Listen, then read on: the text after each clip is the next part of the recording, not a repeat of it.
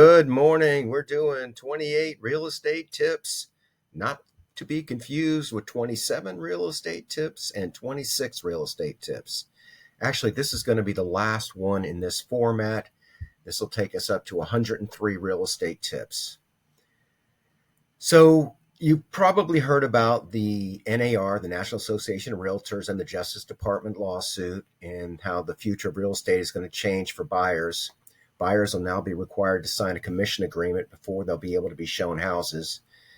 Buyers and showing agents will be required to agree to loyalty and a payment to the agent if there's a purchase. Sellers and selling agents won't be able to publish their commissions except on their company and personal websites, and actually anywhere else besides Zillow and NMLS. Houses sell when they have the greatest number of buyers looking at their property. And back in the olden days, before August 17th, you would see properties that had high commissions. And a lot of times they sold quickly. And this lawsuit kind of proves that if you are wanting to sell your home, it is apparent that you get more results if you offer a larger buyer's agent commission. Now, 88% of homes are sold by buyer's agents. So if you're looking to sell your home and you want to do it quickly, then putting a big fat commission on it appears to be the way to do it. Number two, changing the subject completely, septic tank inspectors work for septic tank companies. In all my years, I've only seen one septic tank pass a septic tank inspection. And in my opinion, there's a huge conflict of interest because these septic tank inspectors are paid to go out and sell septic tanks, and doing a septic tank inspection and finding a flaw and requiring a new septic tank is not what you want your septic tank inspector to be motivated to do. Riparian rights have to do with water, or the water relative to or adjacent to land. Talking about lakes and rivers and oceans. There are certain rights to use the water if it's directly by the land, and you need to realize, or it doesn't really matter if you're not doing any waterfront, but if you are, take a look at this riparian rights doctrine. A 4-point inspection versus a pre-sale inspection. So this is a very interesting thing. I thought in the past that there were two kinds of inspections: a 4-point inspection and a full home inspection. But there's a pre-sale inspection, which is going to be different than a 4-point, and it's going to be different than a full inspection. Getting a 4-point is cheaper, and it might seem like the thing to do if you're getting ready to sell your home. But the fact is, you're way better off if you let the inspector know that you're doing a pre-sale inspection. And what this will do is this will get the inspector not to inspect it so much for the purpose of the inspection, but for the purpose of figuring out what the other inspector is going to find. And that's a difference, because you can pass a 4-point inspection because your home has been grandfathered in because of its year built. But these issues that are not being brought up in a 4-point inspection will likely be brought up in the 4-point inspection when it's done by the buyer's inspector. They're going to require GFCIs within 3 feet of any sinks or any water. And a home may pass a 4-point inspection that was from the 70s because it wasn't required then, yet the current inspector for the buyer is going to point that out, and he's going to fail the 4-point inspection, even though your inspector may have passed it using the doctrine of it was grandfathered in. Homestead exemption is a big deal if you're in Florida. It limits your taxes increases by 3% a year. And if you are sued and you lose a judgment, the plaintiff cannot seize your homesteaded property. This is why O.J. Simpson had a home in Florida, and he was able to shield the judgment from the Goldmans by homesteading his property in Florida. The Marketable Record Title Act is going to go away once this 30-year period is over.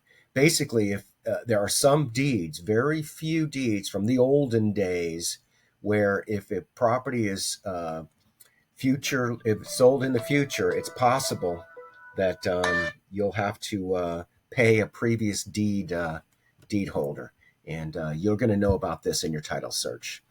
Private transfer fees are another issue that is very likely will not come up in your buying and selling of real estate, but if it does, it's on older deeds. And this is obscure and unexpected, and Florida requires that these to be disclosed to prospective buyers. Sinkhole disclosure requirements.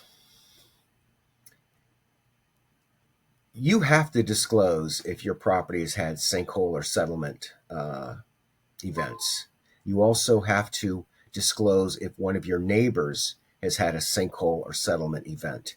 Now, you have to disclose this even if you don't know it, and that's why you should hire a professional so that they can do the research and determine if indeed you are subject to disclosure. Easement by prescription is likely not going to come up in your world, but if it does, if you have land that's being used by somebody else for over 2 decades without objection, they may be able to gain legal right to use it.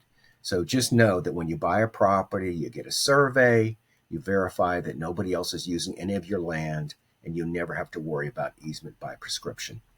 Landlord-tenant laws for mobile home parks. We're not going to cover this because realtors don't do mobile homes in parks. These are called wheel estate, not real estate. In wheel estate, you have to have an auto broker's license. There are some realtors that have this license, but they're very few. And we don't do wheel estate, or I don't. All right, don't think that selling to a realtor buyer is a good thing. If you are dealing with a realtor as the purchaser, don't think that it's going to go smoothly. And don't think that, oh, this is a realtor, they know what they're doing. Don't give professional courtesy to realtor buyers. They can use their knowledge to advance their agenda and try to take advantage. I hate to say this about fellow realtors, but frankly, I had a transaction recently and it was a realtor buyer, and I gave them the benefit of the doubt, and it came back and it spanked me. So that's how it became a tip. If it's a realtor buyer, let's be extra careful. Let's not give them the benefit of the doubt. Okay, homes that sell in a couple of days. Is this a tip? Is this superior marketing? Lurkers, I'll go into that. Is it priced too low? You have to wonder, when a realtor brags about selling their home or your home in a day or two, did the seller really get the best price? Were there an abundance of buyers in that criteria? Was the seller offering a great big commission? And here's the lurkers. Lurkers are people that can't find what they're looking for. They're waiting for the perfect house to come out. They're lurking. And you never know who's out there. If you have a product that is not out there, it's the only 5 bedrooms, 3 baths, 4-car garage, in a pool, and on an acre. There's possibly not one single property in your market for that criteria. And it sells in one day because somebody spent weeks or months or longer looking for that exact deal. And if the home sells in a couple of days, it could be because of that. But superior marketing? I don't know. Price too low? Maybe. Moving on. Reinspection fee versus licensed contractor to do the repairs. So realtors are risk averse when it comes to repairs that are needed on an inspection report, and they're likely to ask the seller to make these repairs using a licensed contractor. And they want you to provide receipts, and they want you to make these repairs. And likely, if it's 4-point items, sellers are going to agree to make the repairs, because if they don't make the repairs, then they'll have to disclose to the next buyer, hey, it won't pass a 4-point because of this or that. So sellers are pretty much required, in my opinion, to make these repairs if they're going to sell their home. And if they ask you for a licensed contractor to make the repairs, obviously it's going to cost more money. And for investors that have a staff that makes repairs, this is not going to be a convenient for them to go hire a licensed contractor. For me, I have a crew. We make repairs. We go in there and we repair the issues for our buyers. but we are not agreeing to have a licensed contractor make the repairs. We're actually willing to pay the reinspection fee to have their inspector come back in and verify that the repairs were made and that they were up to code. Deceptive Trade Practices Act. If you fail to disclose you have a settlement property contiguous to your subject property and you fail to disclose, this is one of the laws where the buyer could come back and give you some grief for failure to disclose. In Florida, we must disclose. What do they say? The first person to get sued is the realtor, and the second person to get sued is the seller. We want to stay bulletproof, and the way that we do that is by disclosing and over-disclosing. A failure to disclose could involve fraudulent misrepresentation, negligent misrepresentation, and it could be outright breach of contract. Hopefully, you'll never have to learn this stuff, and I'm only bringing it up because it's what we're doing here. We're doing tips. Here's a real estate tip that's also a real life tip, and that is everything is going to be more expensive later. Real estate, food, energy. If you watch the news, you hear the Federal Reserve is doing their thing, and their desire is to keep inflation to around 2%. So that means that the Federal Reserve is hoping that prices only rise 2% a year. And when you consider the cost of 2x4s, and if they're going to go up 2% a year, and the cost of drywall, and the cost of plumbing supplies, and electrical supplies, and wages, everything is going to be more expensive later. And I wish I had really understood that when I was younger. Real estate and rehab is going to get more expensive. For every 5 plumbers, electricians, and roofers and other blue-collar workers that retire, only 2 of them are replacing. There's only if 5 plumbers retire, we only get 2 new plumbers. So home repairs are going to become more expensive over time, and skilled people are going to find that they're going to be able to command more money because there's just not enough people replacing our existing population of skilled labor. Okay, your home sold guaranteed. I wish you could see me. Let me see if I can show myself. Your home sold guaranteed. I can't do it. Here we go. Yay, here I am. Your home sold guaranteed. Why am I getting excited about that? Because these ploys to get you to reach out are ploys. They're negotiating ploys to get you to sell you their home for cheap. So it says no showings, no repairs, move when you want. It sounds like the perfect exit strategy. So let's make an example so I can do an illustration. If you have a $400,000 home, and let's say it has some deferred maintenance, and let's say it'll be $75,000 to update the kitchen, roof, water heater, windows, paint, and more. So really your home is only worth $325,000. But in our example here, we have Jim France, a realtor that guarantees to sell your home or even buy it himself. He won't actually give you the $325,000. If Mr. France were to sell your home, it would cost you a commission. And for illustration purposes, I need a number. In light of the real estate lawsuit, I got to be very careful. But let's say it's a flat fee of $12,000. Now, Mr. France will give you $313,000 for your home. But Mr. France is actually not going to be the buyer. He has an investor that's funding this transaction. And that investor needs to make 15%.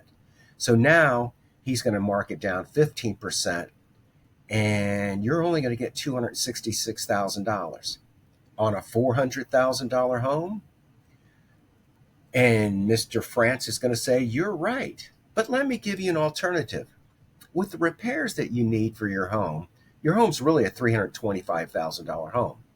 And a retail buyer might give you $350,000 even with the repairs, because it's a good neighborhood and there are not many homes in that price range. Why don't we list your home at $363,000? It will cover your $13,000 commission, and you will get your $350,000. Mr. France gets to list your home, which is probably what they really wanted in the first place. Actually, no, they'd love to buy your house for $266,000, but there's no way you're going to do it. But Mr. France is good at what he does, and he's going to start off giving you a contract for a number. He's going to come back and say, hey, it needs these repairs. And if you were to sell it, you pay commission. And my investor needs to make some money. So for your $400,000, we're really only going to give you $266,000. But I'll tell you what, let me see if I can get you $350,000 by listing your home at $363,000. And that's how your whole home sold guaranteed marketing is not designed to buy your home. It's really designed to get your home listed and to get that listing. What will an investor give me for my home? Let's find out. You can get instant offers from Open Doors, RI Buyers, Mark Spain, tons and tons. Just Google "sell my home today" and you will see all kinds of opportunities, dozens of choices and multiple offers for your home. But what you're going to find is that these are all investors, and they're all going to want to use the formula that I use for Mr. France, where they say your home needs work, your home's got to have a commission, we've got to make a spread. This is the net number we'll give you as is. And for your $400,000 home, in my illustration, a $266,000 net is just not worth it. Selling your home is a process, not an event. The average seller takes up to 9 months from the time the idea of selling their home till the time the home is sold. This selling process is a mental process as well as an event process. Do I sell it to an investor? Do I sell it for sale by owner? Do I use a realtor? What's it going to cost? How will I get the most amount of money in the least amount of time? Why is this so stressful? And the answer is, it just is. In the past, I've had opportunity to work with hundreds of buyers, over 650 buyers. And what I tell them is, happiness and real estate do not go together. When we go through this transaction, you're going to find it to be very stressful at times. Hey, for some of us, this is the biggest transaction we've ever done, especially those who bought their home $150,000, 10 years ago, and now they're selling it for $350,000. They've never been in this kind of situation. It's going to be tremendously stressful. And I tell people, don't expect that this is going to be smooth and that you're going to be happy. My dream is that you're not too pissed off about the experience, because sellers and buyers have diverging interests and it can get very stressful. Lenders fail, title issues come up. It's all about navigating these challenges and realizing that it's a process, not an event. Where can the transaction go wrong? Inspection failures, environmental hazards, financing failures, interest rate changes, denials, title defects, contingencies not met. Buyers get cold feet, they get job losses, they get financial disasters occur. Death in the middle of transactions. We've heard stories about them going toward the closing and having a car accident and dying. Appraisal problems, weather events, legal and regulatory issues, zoning and permitting, failure to get permits, zoning where it's conflicting, HOA nightmares, deed restrictions, market condition changes, contractual disputes and misunderstandings, and actual breach of contract. What can you do? And a lot of times there's not much you can do. It takes two to make a contract and close the deal, a buyer and a seller. And if one party wants to crater a deal, they may face the loss of their deposit or a lawsuit, but real estate transactions are a lot of forks in the road. It's a lot of jumping through hoops. Many transactions fail. So what you want is somebody on your side that has the experience and the knowledge. And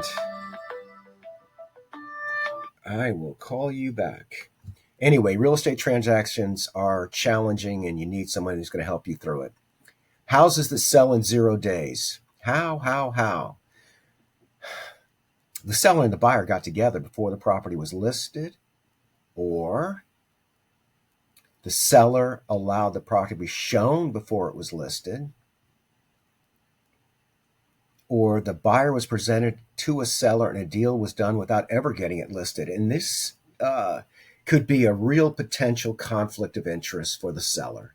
If you don't list your house for 24 hours before you accept an offer, you haven't given the market time to get multiple offers and to have an opportunity for a bidding war.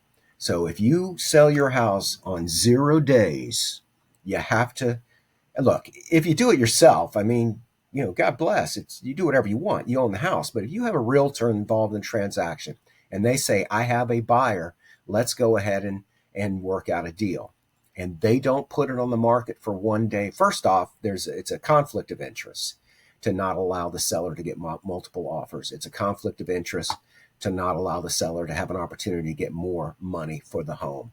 And if they have the buyer and they have the seller, in fact, if you notice in this recent real estate lawsuit, EXP is not even allowing their realtors to get both sides of the transaction. It's truly a conflict of interest. And I've done hundreds of deals where I've sold my properties without having another realtor involved in the transaction. But generally, these properties have been on the market for weeks and months when I find a buyer myself. Anyway, don't take a contract on the first day of your listing.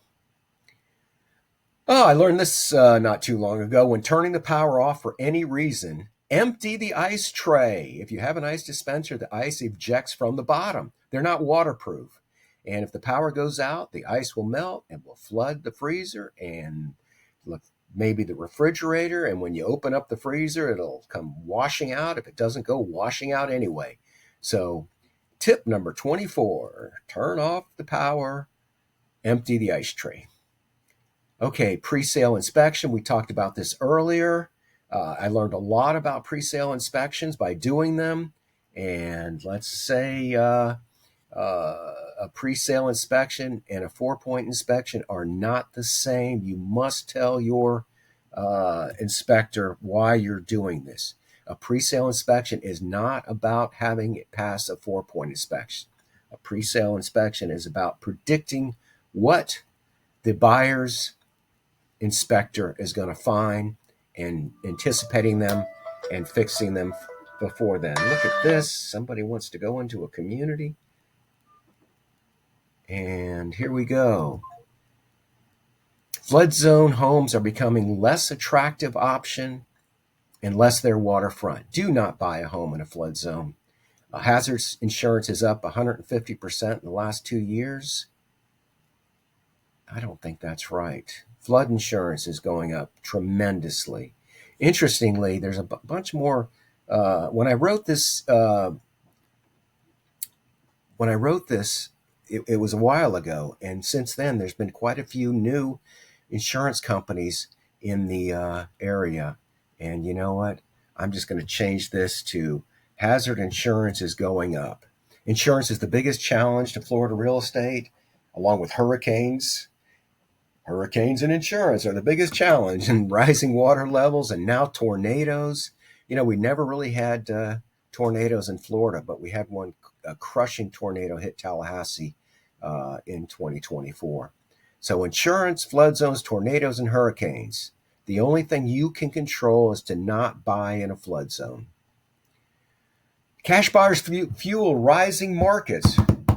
Think about it. If every transaction in the neighborhood is at $250,000 and all the appraisers are using all those transactions, that neighborhood will not go up in price unless a cash buyer comes along and says, I'll tell you what, I want this property. I'll give you $255,000. Now we know it's not going to appraise. So either they'll have to pay the difference as an appraisal gap, or they'll have to pay cash. Now we've got a $255,000 transaction for this neighborhood in which it was a cash transaction or it was a buyer with financing that met the appraisal gap and put up the extra $5,000 above the appraisal themselves. So next thing you know, there's a nice property that comes out, and because we had a $255,000 transaction, they're asking $260,000. Now, someone with financing will have a problem buying that home. It'll need a cash buyer or someone who can meet the appraisal gap by paying the difference. So just understand, cash buyers fuel rising markets. It cannot go up based on regular financing appraisals. When you buy a mobile home in foreclosure auction, be sure the VIN number or the title number is listed on the foreclosure documents. You do not want to learn this by making a mistake. I promise you. And if you're not buying foreclosures, it doesn't matter. But if you do buy foreclosures and you end up buying a mobile home, beware, beware, beware. All right, thanks for watching. I'm Randal Jenkins, Florida Real Estate Partners. Been trying to get this number 28 out of the way. We will no longer have these long tips. We are now going to go to a short format for tips. And I appreciate your watching. And here I am saying goodbye. Have a great day.